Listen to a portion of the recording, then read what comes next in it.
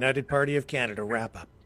Yeah, thank you. Well, look, I'd like to see our country reconnected to the founding principles, which are the supremacy of God and the rule of law, and actually link our value framework back into that, because we're not having the discussions that we need to have, because we have a moral vacuum right now in this country. So there needs to be a linking up there.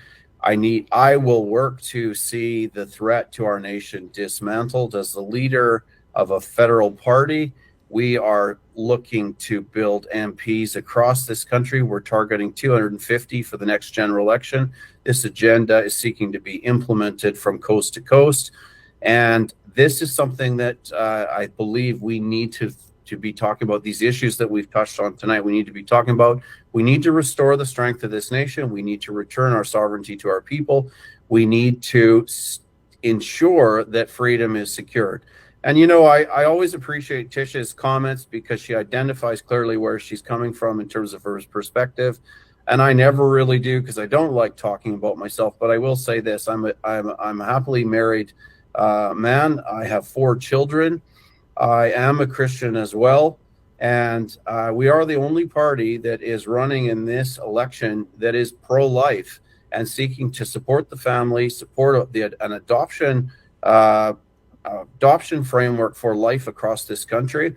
And I see the hand going up there, Tish, but I think you have a real conversation to have within the PPC. I've had it with Max of how you're going to integrate and reconcile a pro-life or pro-family, as you call it, perspective with libertarianism, which is exactly the opposite. Yeah, I could just say, because I'm pro-life and pro-family, I think the bigger, and I think the bigger problem here is that we have couples not even having children because they can't afford it in our country. We have kids committing suicide and drug overdoses, record levels. We have a death cult here in Canada. I agree. I think we have to go forward to build communities that nourish the hope of life. And I don't think, myself as a candidate, I think I take a strong stance to support all life here, whether it's a teenager who's addicted to drugs because we are pushing these sort of toxic things on our kids, sure, or an elderly person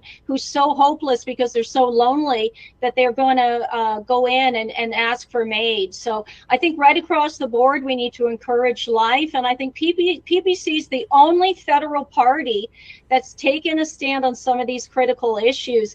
And you see it, whether it was standing with the parents, with the Million March where I spoke, standing with the truckers, standing against the mandates. And when you look at the personal loss that a lot of the people across Canada who are now PPC or People's Party candidates, they have taken slander, they've taken personal loss, and they stand for all the values that we need to rebuild our country. So I think it's by far the best platform for Canada. And yeah, that's Trish, why, and that's great. It's my conclusion. So maybe I could just finish. I just think I don't read that on your policy. I think it's a distinguishing point. And while you may hold those views, which I actually respect and honor, I'm not seeing that within your framework. I see your leader struggling to actually clarify that point nationally.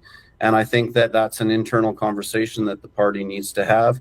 I know that in some of the by-elections, as I followed along from across Canada in my book reviews, namely in Manitoba, people are struggling because there's not a forthcoming answer from the policy framework of the leader. This is not a directional comment towards you. I have no doubt that those are your views, and I like the fact that you always refer back to life and hope, because that is a huge piece that our nation needs. But the reality is the PPC is struggling with its governance model, and it's struggling to define what its framework is on this important issue, and to sugarcoat it with all those amazing things that need to happen. The fact is the party doesn't have a constitution after 5 or 6 years.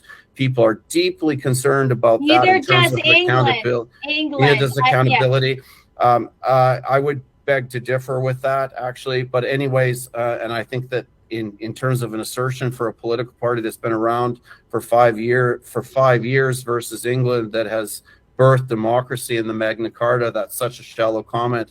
But anyways, the PPC has to engage these issues, and people are looking for clear policy positions. It's not within the PPC's policy.